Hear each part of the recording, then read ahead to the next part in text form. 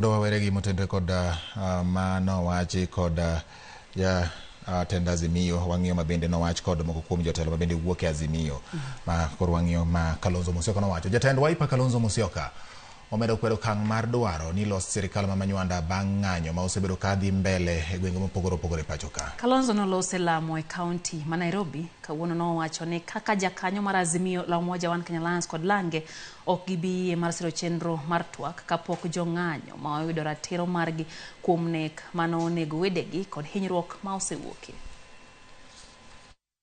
All we want to reaffirm is Azimio is strong and united. You've heard also from Raila himself.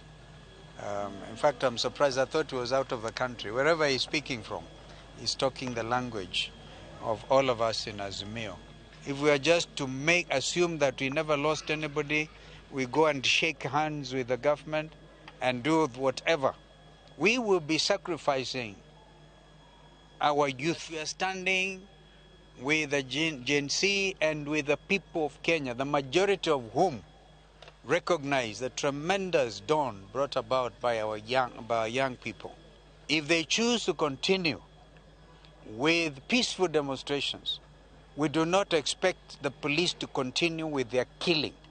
We have not even finished burying all of them. How can anybody talk of dialogue or talk of anything else? That we are not boarding. That was our thing. And we made it clear, if anybody was tempted to join Ruto's government, they were doing it as themselves.